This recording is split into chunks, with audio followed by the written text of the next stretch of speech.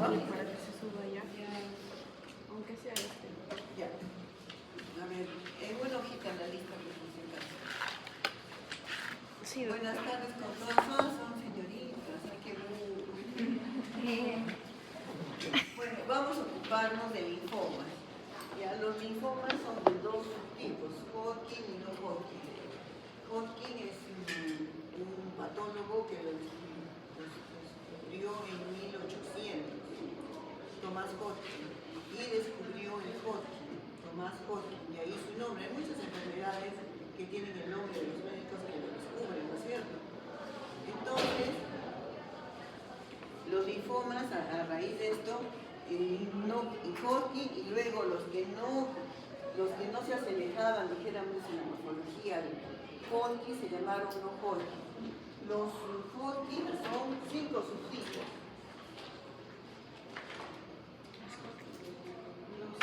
Los no Hodgkin. Son 5 subtipos. En cambio, los no Hodgkin son 85 subtipos. 85, o sea que son subtipos, dijéramos, anatomía patológica, ¿no? Subtipos para los patólogos, el problema, porque en realidad el tratamiento es casi igual para los no Hodgkin y el mismo es para los Hodgkin, ¿no? ¿Qué son los linfomas? Los linfomas son neoplasias del tejido linfoide, ¿no es cierto?, de una estirpe, de una serie de los linfocitos, después el T o B, que prolifera en forma incontrolable. Es una neoplasia hematológica del tejido linfoide que prolifera en forma monoclonal, o sea, solo un tipo de células, ya sea T o B o natural killer, y que invade todos los órganos linfoides, como son los ganglios, como son el timo, bueno, ¿no?, los jóvenes, y como son los órganos también extralinfáticos. ¿Entendido? Entonces, como ustedes recordarán, los linfocitos se dividen en linfocitos B y T y las natural killer. Los linfocitos B se originan todas las células se originan de la sangre en la médula ósea, que está en los huesos, ¿no es cierto?, en el esternón, en la cresta ilíaca, en todos los huesos. Ahí se forma la hematopoiesis. Entonces, de la célula madre o célula pluripotencial se originan los linfocitos B o MURSA que se quedan en la médula ósea. Los linfocitos T son los que migran al timo, donde adquieren los receptores, ya sea CD4, que son los helper, o los CD8, que son los citotóxicos, o las natural killer. Cada tipo de célula tiene un lugar específico en los ganglios linfáticos que se llama centro germinal. Entonces, unos quedan en la corteza, otros quedan en la médula del centro germinal. Entonces, hay linfomas en la corteza del centro germinal, otros en la médula del centro germinal, como vamos a ver.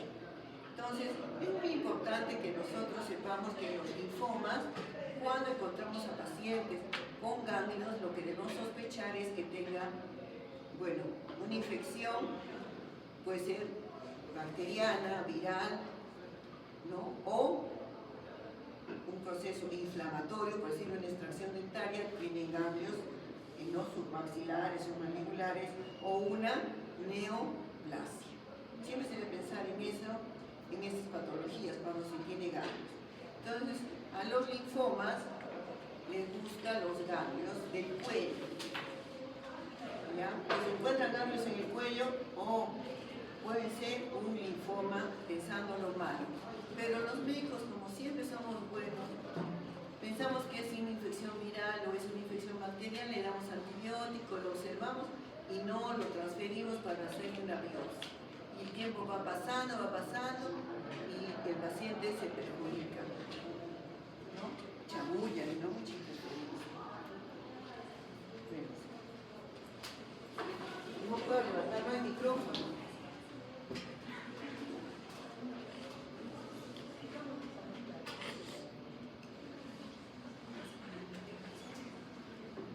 Antes nos ponía el micrófono. Escuchen.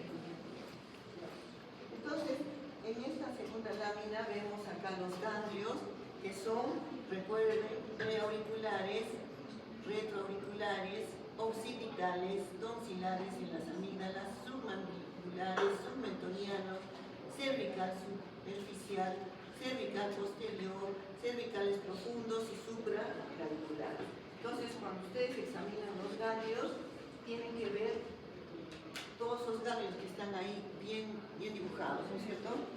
Retro, submentonianos, submaxilares, occipitales, cervicales anteriores, posteriores y los supraclaviculares. Muy bien, entonces cuando describimos un ganglio debemos ver la localización, ¿no es cierto? Obviamente, ¿dónde está? En la región cervical, mandibular, submandibular, etc. Si es móvil, el tamaño, la textura, ¿no es cierto? Si es blandito como el masmelo, ¿sí? Blandito. Después la forma.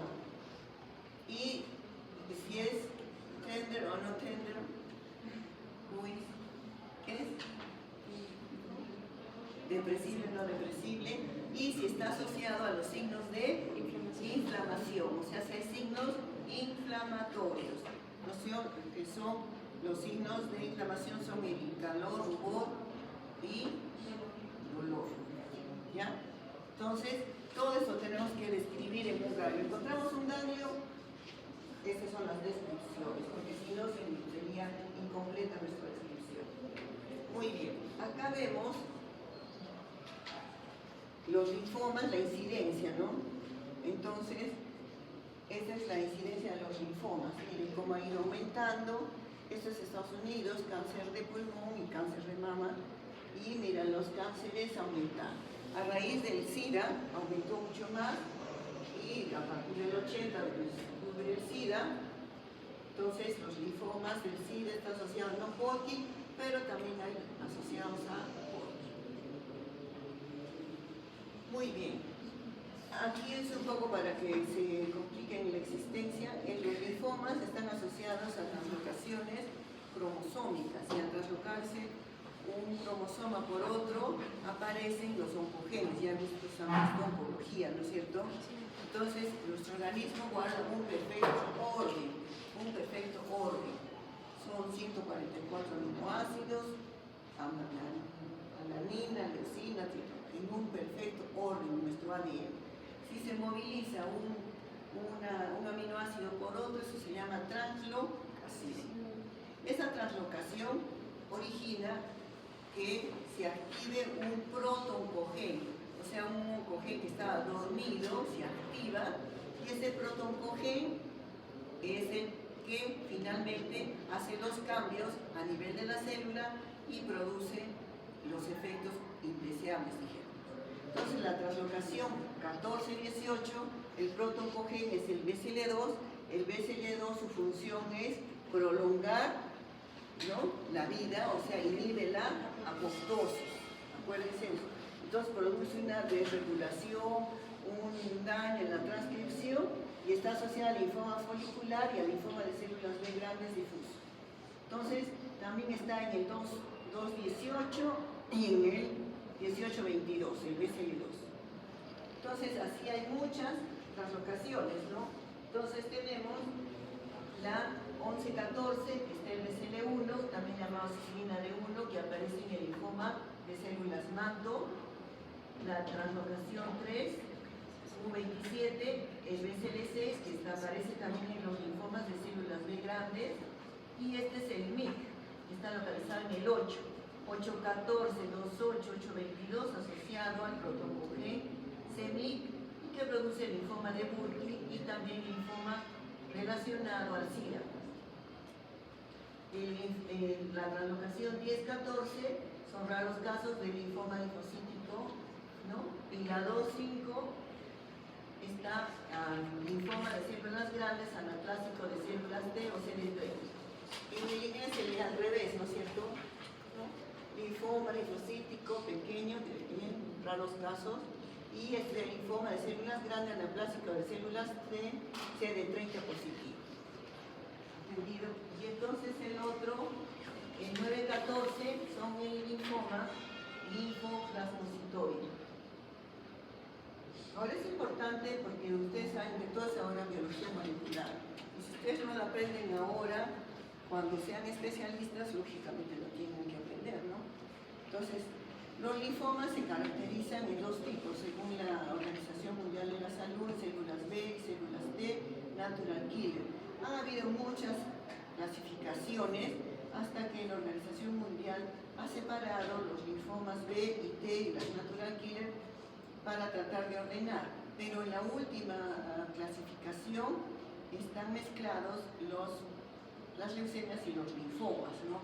Porque las leucemias también, las leucemias linfáticas aparecen en los linfocitos y los linfomas también son de los linfocitos, pero en diferentes estadios de maduración. Entonces, en esta clasificación se vieron los linfomas indolentes, los agresivos, los parecidos a leucemia y los virales, ¿no? Asociados al linfoma por difusión pleural, ¿no? Por derrame primario, pleural, asociado al virus el virus herpes tipo 8. Entonces, acá tenemos, dijéramos, indolente, que el paciente puede vivir con ese ganglio y no hace caso muchos años y luego se transforma. Entonces, linfomas indolentes, que el paciente no tiene mayores síntomas, solo tiene el ganglio.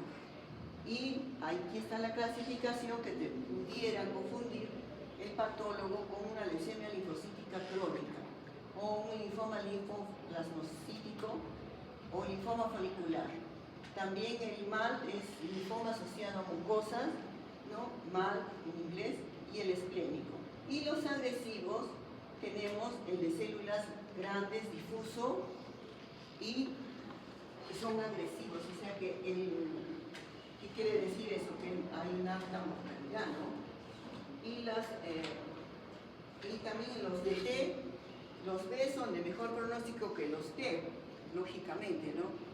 Los de T son malos porque es la inmunidad celular, la inmunidad humoral está dada por los linfocitos B.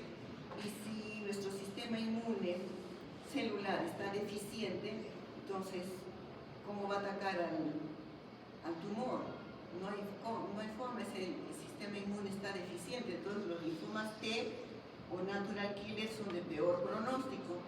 Micosis fungoides, vamos a ver, son lesiones en la piel que solamente puede estar en la piel o pueden invadir órganos internos y el pronóstico es malo.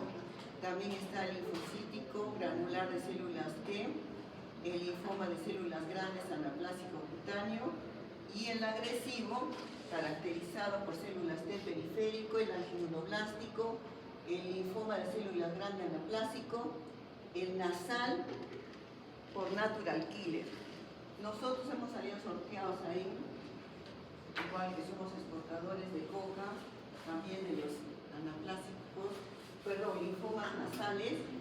En nuestro país hay pacientes, linfoma nasal por natural killer de peor pronóstico.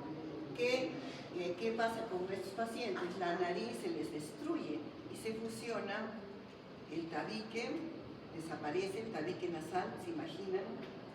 Y luego desaparece el paladar blando, por donde nosotros, para deglutir, la lengua hacia atrás y pasan por los alimentos.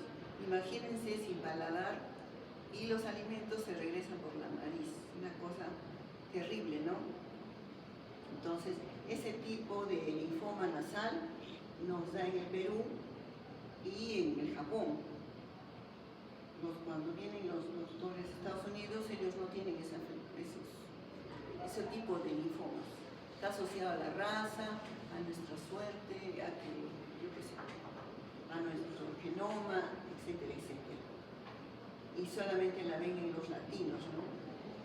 Enteropatías asociadas, hepatoesplénico esplénico y parecido a la paniculitis subcutáneo y parecido a la leucemia linfoblástico, que ustedes dirán, ¿cómo va a ser leucemia y linfoma a la vez? El leucemia, linfoma de células T asociado al HTLV1, al retrovirus, ¿ya? Entonces, viral. También aquí salimos sorteados en el Caribe, en el Japón y en nuestro país. Bueno, entonces, ¿cuál es la etiología? Está asociado a un estado de inmunosupresión inmune que se nace con esta inmunosupresión, como son congénitas, como la Wisko-Dandridge, o puede ser por un órgano trasplantado por el uso de ciclosporina. Ustedes saben que los pacientes renales que son trasplantados deben recibir ciclosporina de por vida. Si no reciben la ciclosporina de por vida, el paciente fracasa el trasplante y vuelve a la diálisis, ¿no? Y además le puede dar un linfoma. En todos estos años solo hemos tenido un paciente con este tipo de linfoma y trasplantado renal. Pacientes con SIDA y en los viejitos. Y defectos en la reparación del DNA, como son en la enfermedad de ataxia telangiectasia y la xerodermia pigmentosa, ¿no?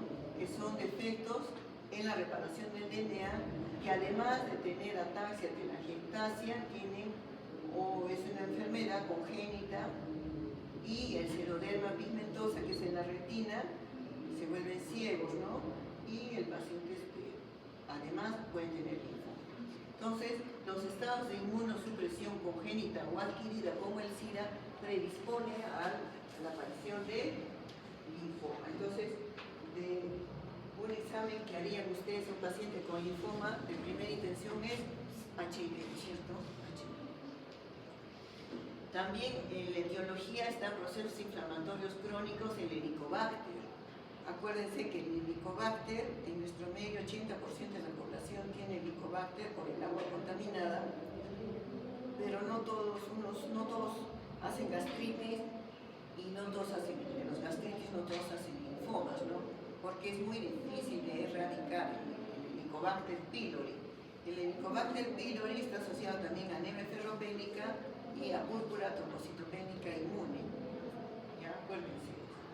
Entonces, la clamidia psittacea también es un bicho que produce un linfoma en el tejido anexial ocular, en las glándulas lacrimales.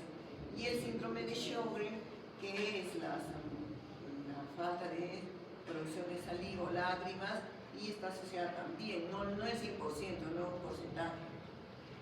Asociados a otros virus, este virus, virus de Epstein-Barr y Burkitt, el HTLV1 y linfoma leucemia de células B, el HTLV5 y linfoma de células cutáneas, la hepatitis C y el virus herpes humano tipo 8, que hemos visto también que da un tipo de linfoma específico. ¿Ya? Entonces, son los virus.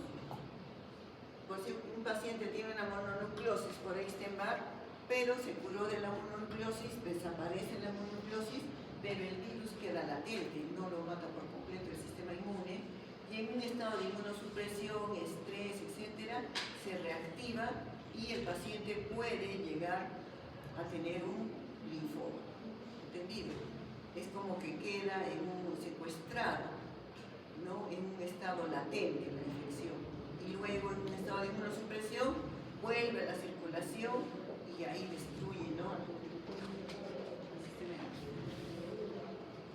Muy bien, la clasificación ha cambiado, la clasificación, ¿por qué es importante la clasificación? Porque ha incorporado lo que está en rojo, nuevos aspectos genéticos, diagnósticos moleculares. Ahora se sabe el inmunofenotipo es la cara del linfoma, ¿no? Es como nuestro DNI. ¿Cuál es el inmunofenotipo de las células? Son los CD o los marcadores celulares, ¿no? Cluster differentiation, eso. Y luego ya se sabe específicamente, ¿no? Por decir, el más frecuente es el linfoma de células B grandes, difuso, ¿no? Y también la leucemia de células Hailey, o sea, peludas, o está asociada a esta mutación BRAF B600E, el linfoma linfoplasmocítico al MIT B88 y a una mutación del L2615P, etc. Entonces, se ha visto que los pacientes que tienen, miren, este linfoma de células B grandes, pero que tienen el BCL2 y el BCL6, tienen esa dupleta, son los de peor pronóstico. Y además, si tienen el MIC, si tienen el triplete, están muertos, ¿no? Entonces, por eso ahora el inmunofenotipo y estos oncogenes los hace el patólogo con coloraciones especiales. Entonces, hace el BCL2, BCL6 y NIC. Entonces, el linfoma de células B grandes es de peor pronóstico. Si tiene 2, regular pronóstico, y si tiene 1, ya. ¿Entendido? En el Perú, dicen, en Sudamérica, no hay linfoma Burkitt en África. Pobres africanos siempre han sufrido, ¿no? Discriminación, todo y enfermedades así asociadas a virus. Y en el Perú existe Burkitt-Like, parecido, como los gringos, Burkitt-Like, así, mejor esa denominación. Nosotros solo tenemos que copiar, porque ellos son los que estudian en las profundidades de la célula. Y acá tenemos cuáles son los linfomas más frecuentes. Linfoma de, acá al revés, linfoma de células B, grandes, difuso, 31%, folicular 22%, mal 5%, de células T periférico 6%, small, linfocítico pequeño 6%, células MAN 6% y discordante 2%. Esa es la frecuencia. Entonces, si les preguntaran en el examen cuál es el linfoma más frecuente, de células B grandes difuso, así se llama. Este en inglés, pero creo que abajo dice la traducción para que no sé. Esto es para que ustedes recuerden que la célula STEM, la célula madre, la célula precursora, progenitora, tiene su marcador que es el CD34 y el HLA-DR.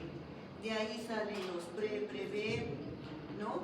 Los pre-B y luego la célula B inmadura que ya tiene su superficie, las inmunoglobulinas y estos marcadores CD20, CD21, CD22, CD19, CD79 y la célula B madura que ya se va diferenciando en su superficie inmunoglobulina M aparece la D y luego ya tenemos en el centro follicular la célula B ya con marcadores aparece la IgM, IgA y esta es la célula ya, miren, plasmática, que su marcador es el CD38, el NUM, el CD79. Entonces, ¿por qué es importante esto, no? Que usted sepa? Porque existe una molécula que inhibe al CD20, que es el rituximab, ¿ya? Y entonces para las leucemias ahora se utiliza el anti-CD19, que es el blinatumomab.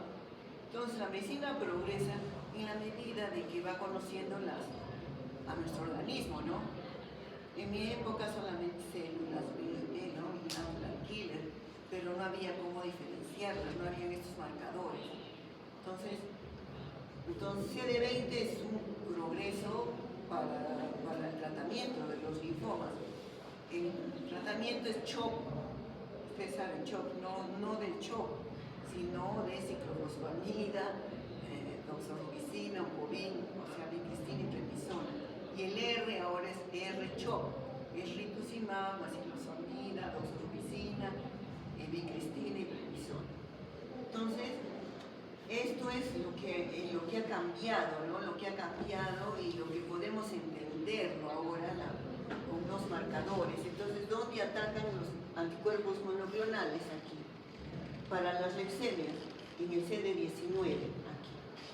Entonces, las leucemias son de células más inmaduras y los linfomas son de células B inmaduras, pero que tienen este marcador.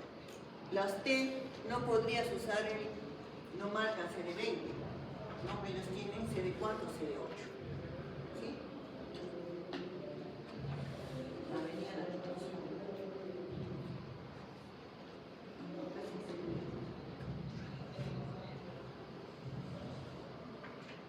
Es lo mismo que les he dicho, ¿no? Que los estadios sucesivos del desarrollo de células B pueden ser identificados por los marcadores de expresión superficial que se correlacionan con una secuencia de eventos genéticos, ¿no es cierto? Entonces ya lo que dice les dejo acá eso, que las células B se originan en la médula ósea de las células STEM y los progenitores linfoides reciben señales de la médula ósea y algunos se quedan en el estroma de la médula ósea y son el desarrollo de células B, el inicio, ¿no? Y las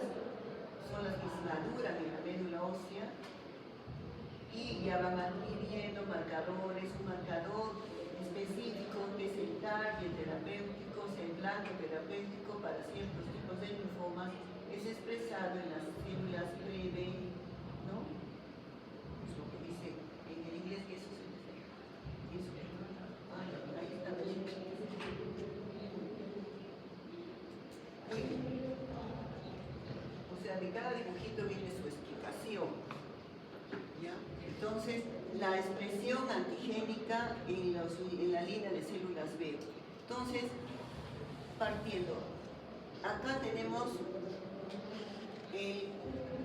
la célula B madura. La célula B madura es la célula plasmática, la que expresa, la que produce inmunoglobulinas.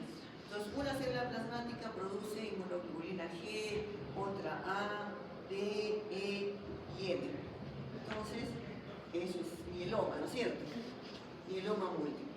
Y enfermedad macroglobulinemia de Waldenström también es de la célula plasmática, pero es del plasmocitoide, un poco más inmadura. Pero esta se caracteriza, me pueden confundir, pero acá hay hepatoesplenomegalia, en la clínica, aquí no.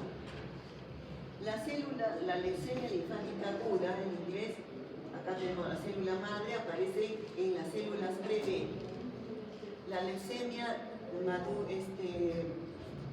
célula B temprana, ¿no? O inmadura, la leucemia linfocítica crónica. El Burkitt aparece ya en la célula madura o una célula activada en el centro germinal. Entonces depende el desarrollo, ¿no? O en el estadio donde se detenga la maduración incontrolable de esa célula, de la normalidad para que se produzca la enfermedad, ¿no?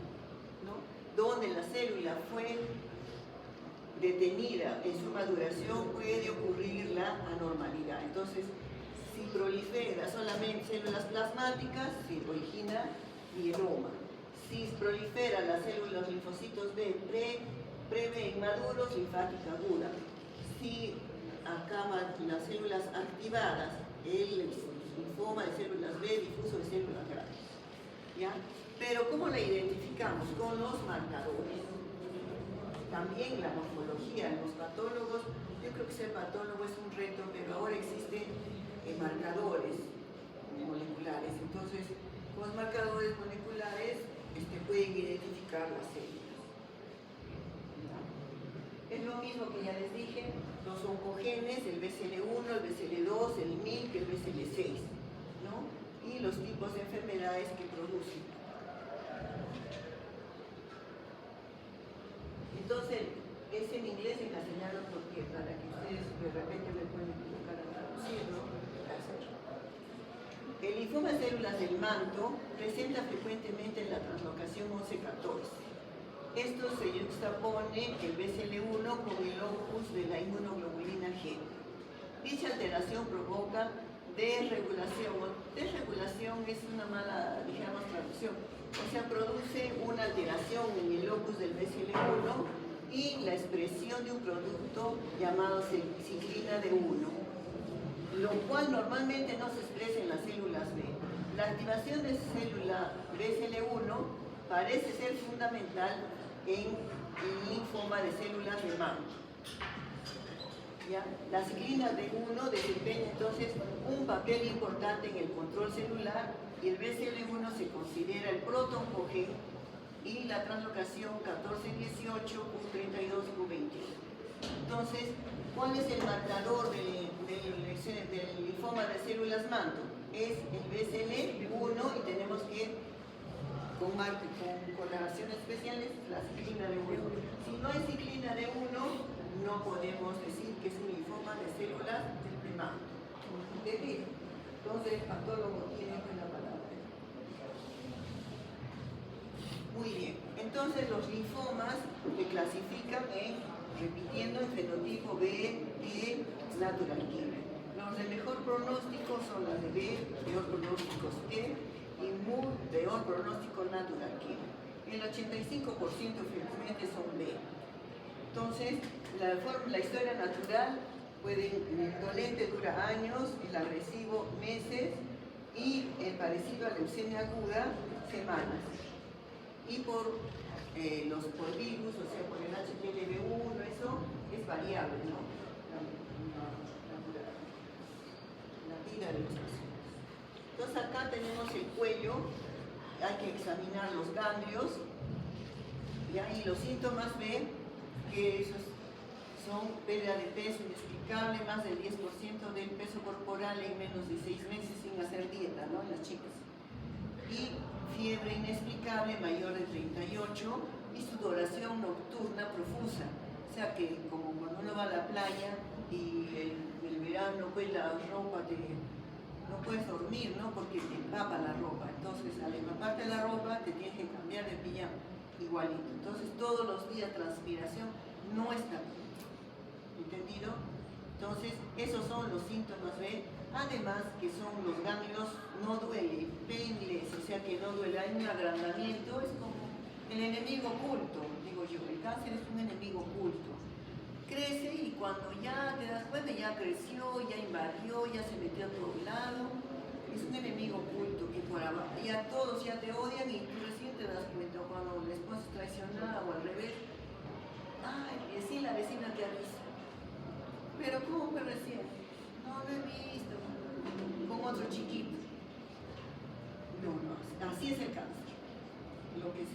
Hay que siempre encontrar un ejemplo de la vida normal con la fisiopatología del cuerpo humano para poder abordar.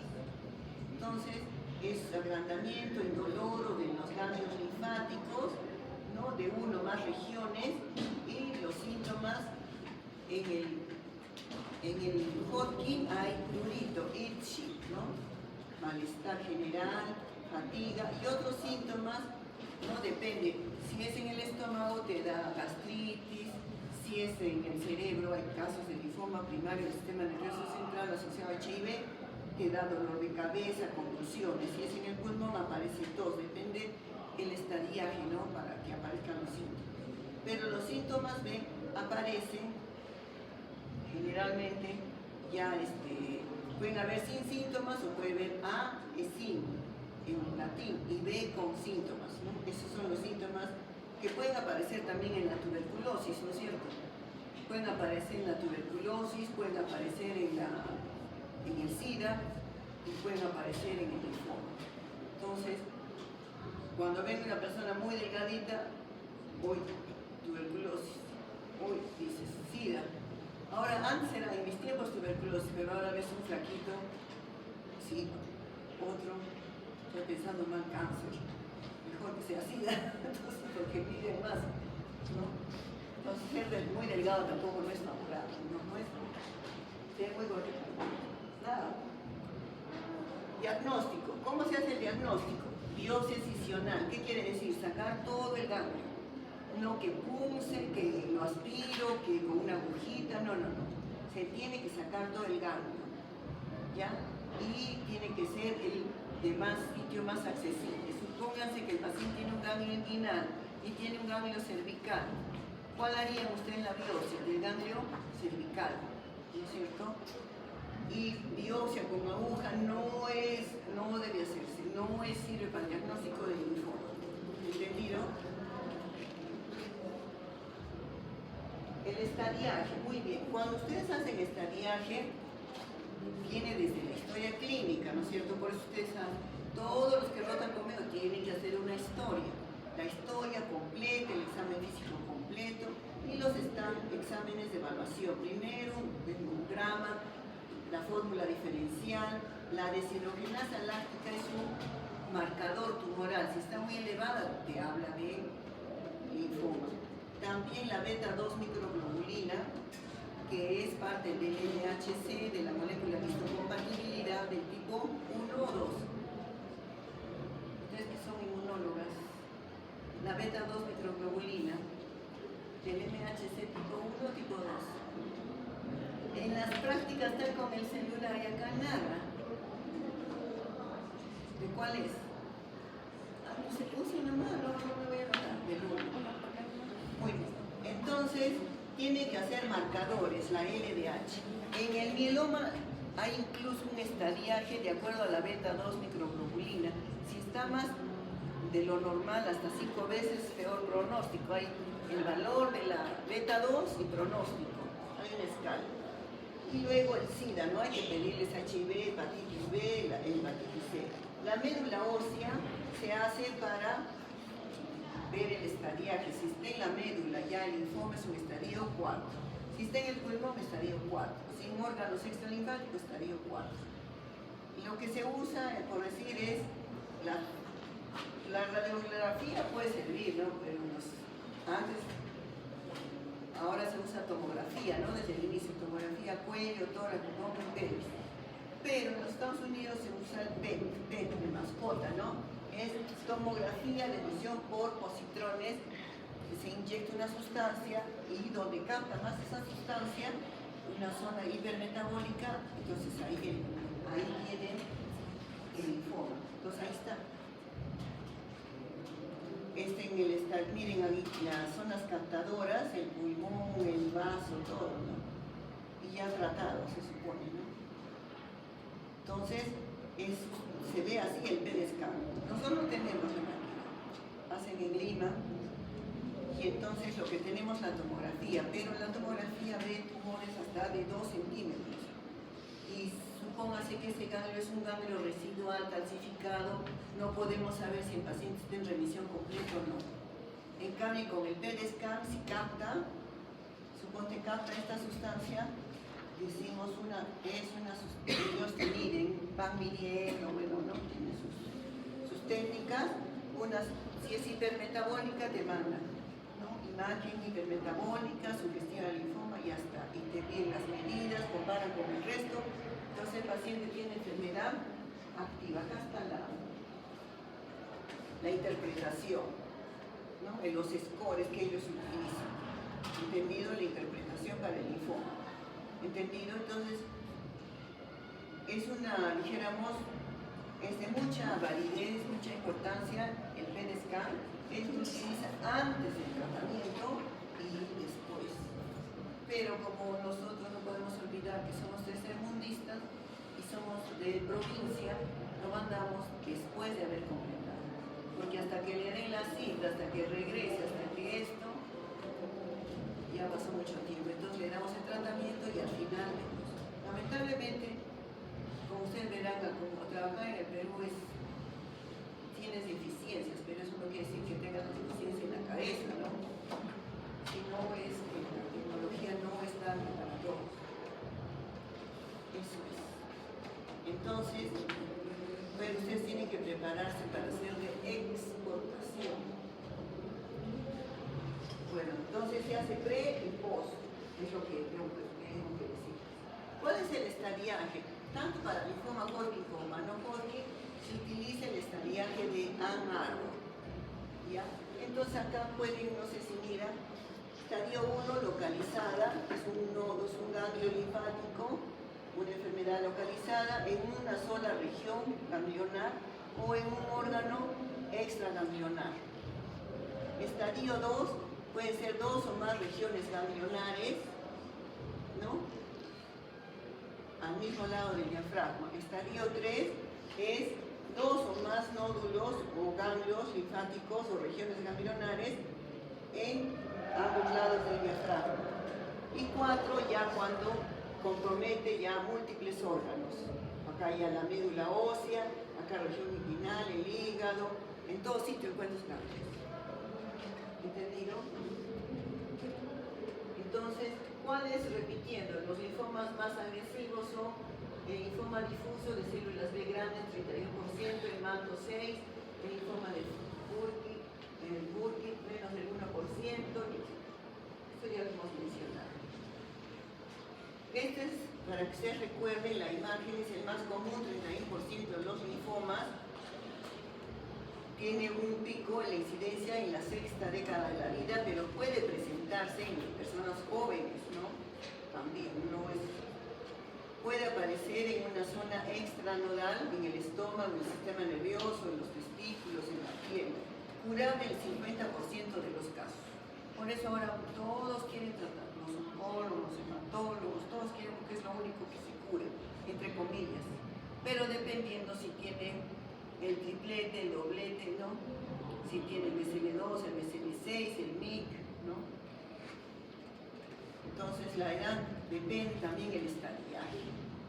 Entonces, el CD20 es el inmunosenfenotipo, eso tiene que saber CD45 y CD3 negativo. El CD3 es el linfoma T, ¿no es cierto? Es el receptor. Esta es la imagen del linfoma de células B grandes difuso, que no se olviden. Y el ser humano pues inventa pronósticos, factores internacionales para saber cuando es el paciente que va a sobrevivir, cuánto es la sobrevida. Nosotros quisiéramos tener ese poder, ¿no? Pero solo Dios sabe cuánto va a sobrevivir. ¿Y cuánto va a vivir mi paciente? ¿Cuánto va a vivir mi familiar? Solo Dios sabe eso. ¿O no? Nosotros no podemos saber. Entonces, hay factores de riesgo. Pero, como siempre hay fallas, ¿no? ¿Entendido? Entonces, edad mayor de 60 años, el status performance, o sea, la Karnofsky, el estado, supongo que todos tenemos un Karnofsky de 0, ¿no? Estamos perfectos, aparentemente. La LDH1 por encima de lo normal, sitios extraordinarios más de 1, estadio 3 y 4 van sumando. Entonces, si suma 5 es de alto riesgo y la promedio de sobrevida a los 5 años, 26%. Pero si tiene de 0 riesgos, de 0 a 1, la sobrevida es 73%.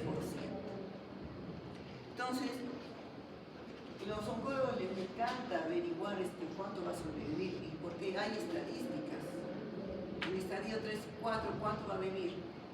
Nosotros somos más cautos, ¿no? Porque tenemos las leucemias, saben que son mortales, entonces, pero ahí estamos, ¿no? Al pie del cañón del paciente, no abandonarlo hasta sus últimas, ¿no? Pero lamentablemente a veces no pasa. Muy bien. Entonces acá tenemos, y esto había sido demostrado, esta es la revista Black, ¿no? Y los factores de riesgo de IPI se llama, ¿no? Entonces, miren, la sobrevida cuando tienen valor de 5, miren, baja el porcentaje de sobrevida en años, ¿no? Hemos dicho menos del 25%. Entonces, se correlacionan, han ido estudios tras estudios, ¿no? Y te obligaban a hacer este IPI, ¿no? Ahí están los demostrados. Ya vamos a acabar, no se vayan. Entonces, acá igual. Este es el subtipo, ¿no? Y acá tenemos, esta es la histología del subtipo múltiple molecular, ¿no? O sea, de todos los marcadores, como el estudio del ADN de cada uno, ¿no? Que debemos hacer un estudio de ADN antes de casarse para saber qué van a tener nuestros hijitos, ¿no? Pero sería cruel, ¿no? Ya no te casarías. Entonces, acá, de todo, o sí, depende cuál es el riesgo. Ya, los que son como células B del centro germinal, la sobrevida, y de células B activadas, disminuyen la sobrevida. Entonces, los linfomas de células B grandes, ¿no? Depende, ¿no?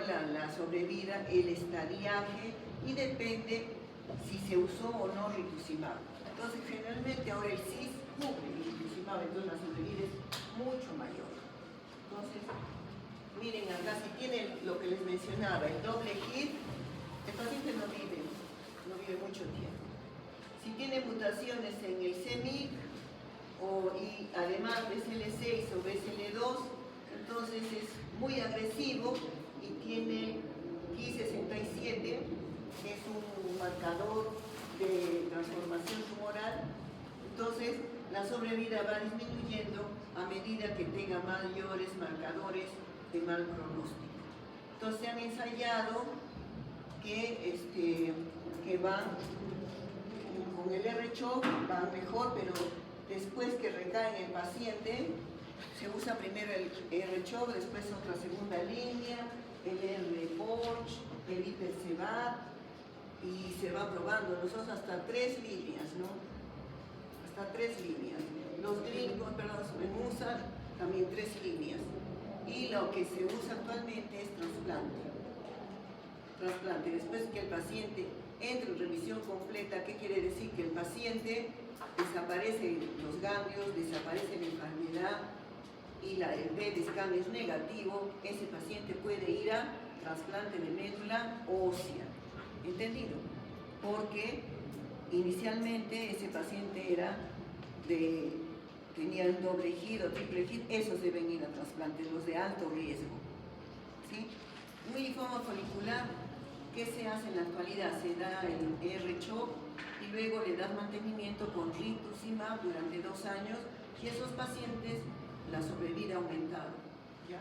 Entonces, tenemos que una posibilidad es trasplante autólogo del mismo paciente. Entonces le pone una quimioterapia intensa. Previamente, antes de la quimioterapia se sacan las células madre, como cuando sacan la sangre, igualito.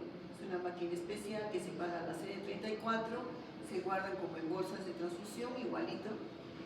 Se le pone la quimio y el día que le toca se ponen las células madre y el paciente sobrevive y se libra de enfermedad.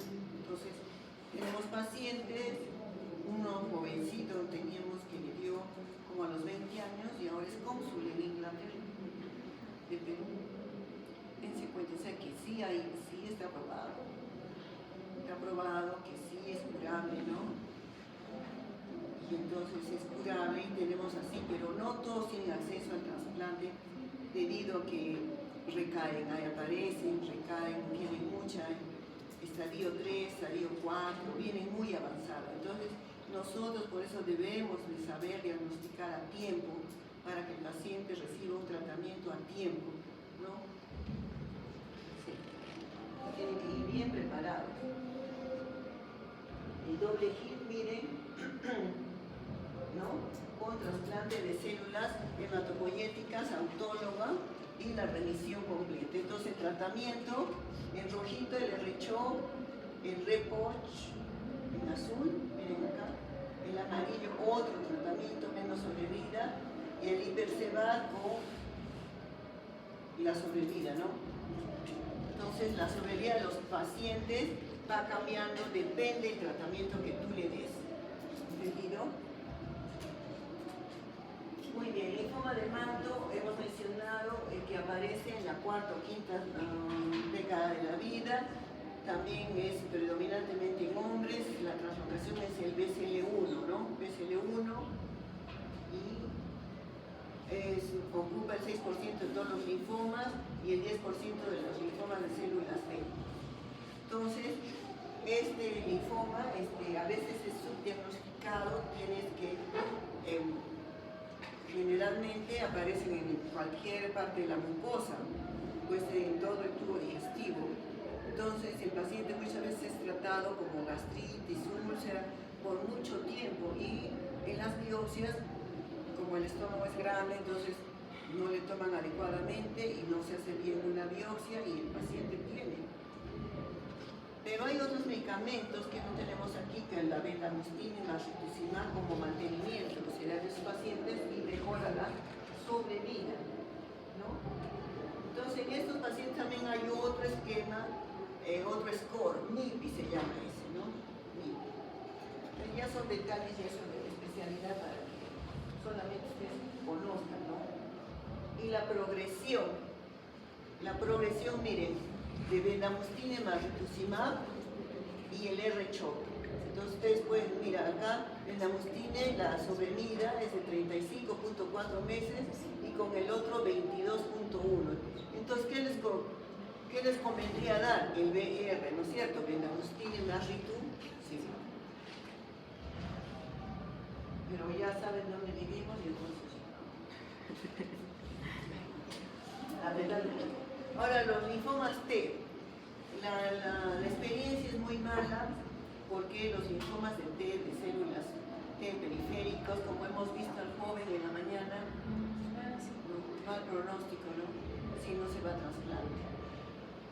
Entonces, el tratamiento puede ser CHOP o R-CHOP, el POCH, etc. Y si es nasal, es quimioresistente y necesita altas dosis de radioterapia. Altas dosis. Está asociado al HTLV1, el nasal, el que destruye el paladar y el tabique, ¿no? Nasal. Entonces, una cosa horrorosa. Entonces ahí tenemos el linfoma indolente, tenemos que es el folicular, el linfoma linfocítico pequeño, el linfoma de zonas marginales, el esplénico, el linfoma de tejido, linfoide asociado a mucosa, está metida ahí la de high leuquimia y la macroglobulinemia de Waldenström. Entonces acá una imagen del linfoma folicular. También se usa, como les dije, por el marcador CD20 se utiliza rituximab durante 2 años. Y en el FISH es mejor que la citogenética, ¿no? Es la translocación 14-18, donde el BCL2, que es el protoncogen, que tiene que ver con la apoptosis, esa célula se vuelve inmortal y genera la proliferación de esas células malignas, ¿no? Esta es la imagen que tiene que ver el patólogo, foliculares, ¿no? Como folículos redonditos. Y hay varios subtipos, ¿no? Miren, estaría grado 1, grado 2, grado 3, ya eso es el patólogo. Y los pronósticos, ¿no? Entonces, es muy importante esto, les traje para que ustedes vean, si una masa tumoral, por decir ese joven, mide más de 7 centímetros, no la medimos, ¿no? Pero no era 7 centímetros. Si mide más de 7 centímetros la masa tumoral, debe recibir radioterapia. Antes, en las épocas era 10 centímetros. Y entonces ahora la Asociación Europea de Neoplasias dijeron 7. Si el paciente tiene una tumoración de 7 centímetros, debe recibir radioterapia. Ha bajado en la medida, ¿no? Porque han visto de que el paciente entre una tumoración de 7 centímetros es grande y no va a responder a la quimio, solamente tiene que recibir radioterapia. En muchos diagnósticos del linfoma folicular es en el pasado o actualmente, no wash and wait, mirar y esperar, ¿no? Y cuando el tumor ya crece se le da rituximab o quimioterapia, y en algunos casos también menciona que se les da mantenimiento, pero en algunos extras se puede ir a trasplante también en linfoma folicular. Entonces, este es el Village del 2016, ¿no? De la sociedad médica. Entonces, aquí el tratamiento era mirar y observar, luego dar terapia solamente con rituximab. En las épocas antiguas todavía he usado cloramucil. Actualmente el bendamustine no hay en el Perú, pero se puede usar, ¿no? Y el tratamiento que damos es CHOP, R-CHOP. Con fludarabina, el pronóstico también, o sea, la fludarabina es muy tóxica, el paciente no lo tolera. Y en algunos casos han intentado trasplante autólogo, alogénico, ensayos clínicos que no tenemos nosotros y mantenimiento que debe darse a los pacientes. Este es el famoso rituximab. En 1997, ustedes no habían nacido, sino entonces se utiliza en el linfoma folicular y aumenta la sobrevida. Ya se le da mantenimiento cada 3 meses y ahí tenemos la célula B.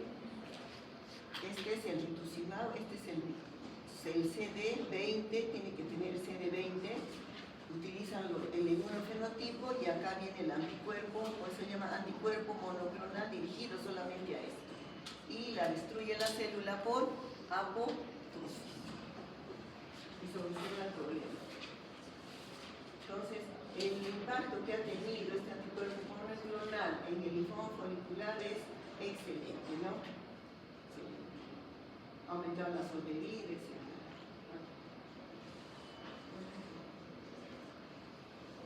Ahora, hay linfomas del sistema nervioso central asociado a HIV, pero nosotros encontramos un paciente, un viejito de 80 años con linfoma primario del sistema nervioso central, pero no, en su época no había SIDA, y lo publicamos. Entonces, a quien le guste publicar casos raros, ¿no? Poco frecuentes, ¿no? Y en vacaciones debe estar todo el mes en la playa, pueden buscarme porque siempre hay casos difíciles, ¿no? Casos raros que se ven, ¿no? Entonces, eso les traigo del sistema nervioso central, ¿no? Que puede ser primario del sistema nervioso central, puede ser leptomeninge, o sea, puede haber infiltración al sistema nervioso central por la leptomeninge, entonces el paciente le da hipertensión intracraniana, cefalea, náuseas, vómitos, o puede ser parenquimal, o sea que afecta ahí al cerebro, ¿no? O sea, entonces, como ese paciente tiene el tumor, luego crece, abrime los ventrículos y el tronco encefálico baja por el agujero occipital y se clava el paciente, ¿no? ¿Entendido? Pues ahí les dejo para que ustedes vean, acá tienen, mira, linfoma parenquimal. Parenquimal. No es frecuente, pero está asociada también al SIDA. El SIDA vino a cambiar la medicina casi por completo, ¿no? Y bueno, ayudó también en investigación, ¿no? Entonces, para los jóvenes, mujeres, hombres, porque es heterosexual, empiezan su vida sexual, por decir, a los 16 años, a los 30 ya tienen el SIDA como enfermedad y aparece el Hodgkin o no Hodgkin. Y entonces solo vive hasta los 30. Entonces tienen ustedes que tener mucho cuidado con quién se juntan, etcétera, etcétera, ¿no? Entonces, esa parte, ¿no? Entonces, y en el sistema nervioso central, miren, parenquimal, y luego se produce, pues, oprime ya aquí ya los ventrículos, luego hace presión hacia abajo, hacia el tronco encefálico, y el paciente fallece, ¿no? Muy bien. Miren, el linfoma no Hodgkin como exponencialmente aumentado, y el Hodgkin no es frecuente en nuestro medio, más en Europa, en los United States. ¿No? Miren, hay 56.390 casos de linfoma no Hodgkin sobre 7.350 casos de enfermedad Hodgkin. ¿Ya? También se repite en nuestro medio. ¿Ya? Entonces, ¿es más frecuente el linfoma no Hodgkin? Sí. Muy bien, acá son otros esquemas de tratamiento. Este es el Hodgkin. El Hodgkin, como les dije, fue descubierto por Thomas Hodgkin, y ven las células de Reed-Steinberg. Las células de Reed-Steinberg son ojos en búho, ¿no? No sé si han visto los búhos, pero tienen sus dos ojos, así se llaman, ojos de búho, y si no encuentra esas células el patólogo, no hace diagnóstico de Hodgkin. El pronóstico es mucho mejor. El paciente, si estaría en un estadio 3 o 4, hay buena respuesta al tratamiento. No ocurre lo mismo con el no Hodgkin. Entonces, esto guarda una correlación entre lo que es la patología y la clínica del paciente, dijéramos. Entonces, primero invade los ganglios cervicales, luego los axilares, los medioespinales, los, dijéramos, mesentéricos, los ciliacos. En cambio, el no Hodgkin puede aparecer en la región inguinal de frente o puede aparecer en la cabeza. ¿Entendido? En cambio, va en forma ordenada de acuerdo a las cadenas ganglionares. También hay una rareza, el 1% de los casos puede haber solamente en el hueso. Por eso cuando dicen tuberculosis, ya no todo es tuberculosis, ¿no?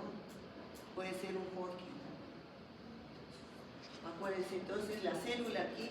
¿Y por qué es de buen pronóstico? Porque se ha visto ya con estudios de inmunofenotipo que es una célula lógicamente maligna, pero es una célula B. Y la célula B es buena, ¿no? Bueno, no es, el pronóstico es bueno.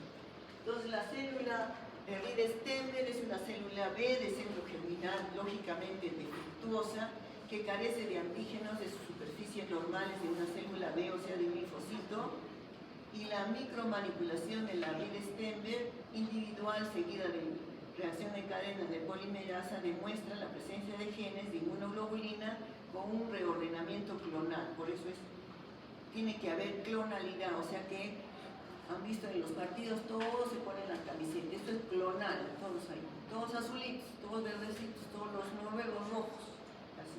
Eso es clonal. Policlonal es de diferentes estirpes, pero no funcionan las mutaciones somáticas.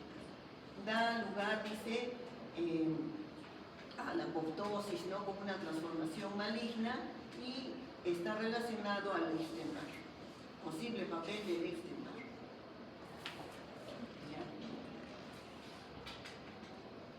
Este es lo mismo en traducción, da los síntomas, pero otro síntoma que da es el prurito. Si ataca el pulmón, te da petoso. Si ataca el hueso, dolor óseo. Y los ganglios no son dolorosos, ni con cambios de coloración.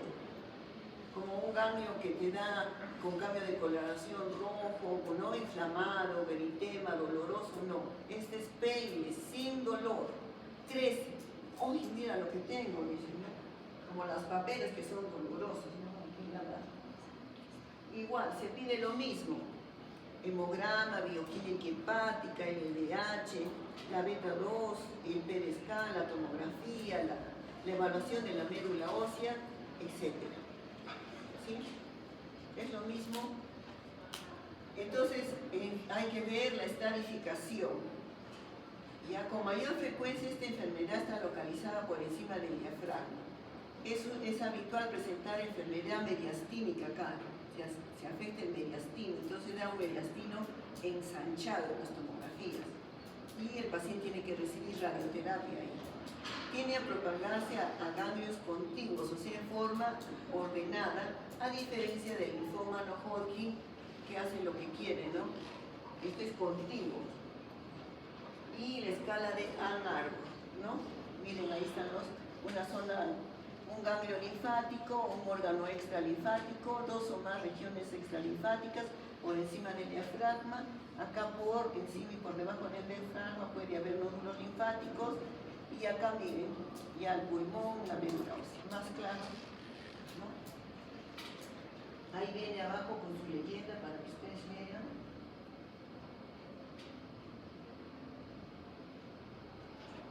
Y acá, ¿no? Lo mismo para demostrarles que el linfoma no Hodgkin es el que está en incremento y el Hodgkin no es incremento. Y el colorectal en Estados Unidos, el pulmón sigue siendo colorectal mama. En el Perú, el primer cáncer es en mujeres del cuello uterino. Muy bien, el Hodgkin son 4 subtipos. Esclerosis nodular en el 70% de los casos, luego viene celularidad mixta, 20 a 25%, depresión linfocitaria, 5%, rico en linfocitos, o sea, hay rico y pobre, ¿no? Rico, 5%, depresión, menos. Y este es el nuevo, linfoma de Hodgkin nodular, predominio linfocitario, y el marcador, CD45, CD20 y CD30. Entonces el patólogo ve, tiene CD45, CD20 positivo y CD30 negativo, es un nodular predominio linfocitario. ¿Cómo es el clásico? CD45 negativo, CD30 y CD15. ¿Ya? Ahora, ¿por qué ustedes tienen que aprenderse esto? Porque es el lenguaje técnico. Ahora, ustedes también en esta época, y en mi época nos quedamos en esclerosis, en rico en linfocitos, depresión linfocitaria. Ahora no, ¿ustedes qué marcadores? CD45 negativo, CD30 positivo, CD15 positivo. Ese es el marcador. Como saben que el marcador, cómo ganó Inglaterra a Senegal, ¿no? Senegal, como los belgas, fueron malos los belgas, les cortaban a los negritos las manos. Debieron dejar que ganar. Bueno, no hablemos de cosas tristes. CD45, CD20, entonces acá pueden usar rituximab. ¿Sí?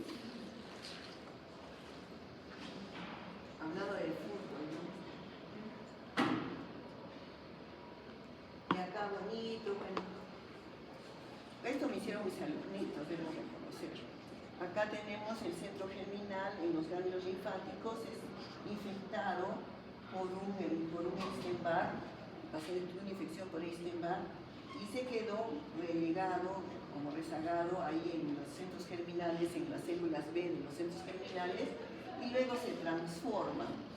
No se sabe el mecanismo, cómo se transforma el Epstein-Barr en célula de Ried-Stenber.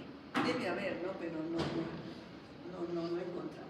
Entonces, célula de Ried-Stenber, o sea, es una célula B infectada por el Epstein-Barr, pierde la apoptosis, o sea, ya no muere esta célula y se hace inmortal, y acá va rodeada de citoquinas, y esas citoquinas producen inflamación. Entonces hay eosinofilia, de ahí que el paciente tenga prurito, hay neutrófilos, macrófagos, neutrófilo y el eosinófilo, ¿no? Entonces hay una respuesta inflamatoria.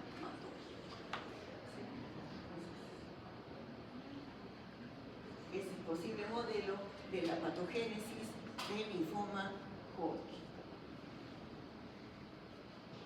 Entonces, hay algunas diferencias entre el Hodgkin y no Hodgkin, sí, ¿no es cierto? Que dijéramos que en el Hodgkin hay 5 subtipos y en el otro 85, que el linfoma Hodgkin crece, dijéramos, en una forma ordenada, siguiendo las cadenas ganglionares. En cambio, el linfoma no Hodgkin, que puede aparecer en todos los órganos, lo único que respeta creo que es el corazón y el riñón. Aunque una vez dijeron que era del corazón un linfoma, pero teníamos nosotros siempre nuestras dudas. Han encontrado linfoma también en la próstata, rarezas, ¿no? Pero el riñón se respeta, dice. El riñón se respeta, no ataca el riñón. Puede darte hiperuricemia por la destrucción de las células malignas, ¿no? El organismo destruye las células malignas, pero que dañe el parénquima renal, no. Que dañe los túbulos, los glomérulos, no. ¿Entendido? Entonces, hay algunas diferencias y que ustedes tienen que saber, ¿no? Los factores pronósticos. Entonces, ahí tenemos tenemos que el IPI, tenemos que eso guarda relación, los scores pronósticos, la validación del score pronóstico miren, en 2.643 pacientes, ¿no? De una data incompleta, ¿no? Y los valores de linfocitos. Entonces, en meses, ¿cuántos sobrevivieron de acuerdo al score? Quien tenía mayor el IPI de 5, un peor pronóstico, menor sobrevida. ¿Entendido? Entonces, esos factores pronósticos se deben usar en la práctica, porque el paciente te dice, ¿cuánto tiempo voy a vivir? No le puedes decir directamente eso jamás a un paciente, ¿no? Aunque ustedes han visto que son las películas, ¿no? Que le dicen, usted va a vivir 6 meses. Pero no le puedes decir eso a un paciente, jamás. Le puedes decir al familiar que está muy grave, que se va a morir, pero nada más. Porque si sobrevive, hay milagros. Y nosotros siempre pensamos que todavía creemos que hay milagros. Si no, no trabajaremos. Muy bien. Entonces, en resumen, los linfomas de células B, el subtipo histológico, hay varios subtipos histológicos que no afectan, dijéramos, el estado del paciente, ¿no? Este ocurre en adultos jóvenes, menos de 30, a veces mayores de 30, es común la masa mediastínica, hay un contiguo orden de los ganglios y generalmente está localizado nada más. Altamente curable con el tratamiento. Aquí se da el esquema ABBD, adriamicina, bleomicina, biblastina y dacarbacina. Ese es el tratamiento de éxito, dijéramos. Entonces, los linfomas de células son de varios subtipos histológicos, no afecta el enfoque terapéutico del paciente. La célula de Ried-Stenber tiende a presentarse en adultos jóvenes Hay lo mismo, ¿no? Frecuencia de enfermedad mediastínica, se examina ganglios linfáticos y su presentación es localizada. Y esto es para que ustedes vean, de acuerdo al tipo de célula precursora B, se origina la enfermedad leucemia, por decir, leucemia linfática aguda o linfoma linfoblástico, se confunde. Se da el mismo tratamiento. El patólogo dice es un linfoma linfoblástico. Entonces, se trata como una leucemia linfática aguda. Ese aparece en las células de precursoras. Entonces, este es ya el área folicular, es un centro germinal y como les dije, este es un macrófago, este es el centrocito, este es un centroblasto y acá aparecen neoplasias del linfoma de células manto, linfoma folicular, linfoma de Burkitt, algunos linfomas de células B, de células grandes, linfoma Hodgkin. Entonces depende del área donde se encuentre el linfocito o el estadio de maduración para nosotros poder saber qué tipo de linfoma es. ¿Entendido?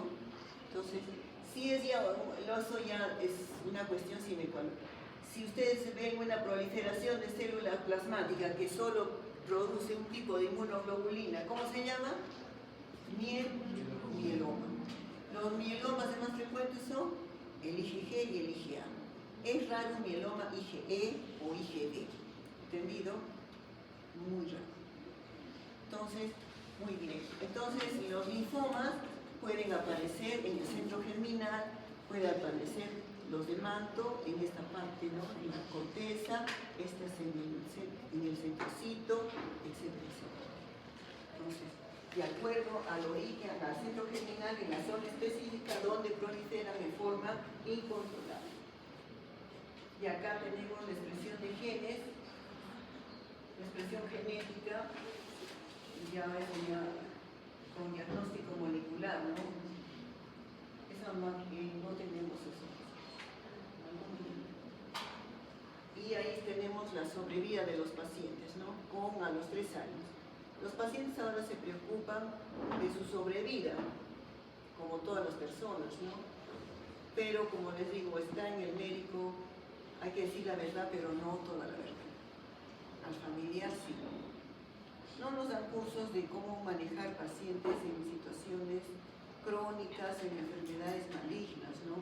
Eso depende ya de cada uno, de su profesionalismo, de cómo encaras la vida, cómo enfrentas tu vida, cuáles son tus tendencias religiosas, incluso políticas, ¿no? Y entonces, y siempre ponerse en el lugar del otro, tu prójimo. ¿Te gustaría que así te traten? No, ¿no? Entonces, tu prójimo, ¿quién es? Tu próximo, ¿no? No el prójimo. Si quieres a los que te quieren, ¿qué mérito tienes? Hay que querer al que te odia. Es difícil, ¿no? Pero no creo que sea imposible. Bueno, hasta aquí llegamos. ¿Alguna pregunta, duda o murmuración? Les dejo las diapositivas para que las vean con calma.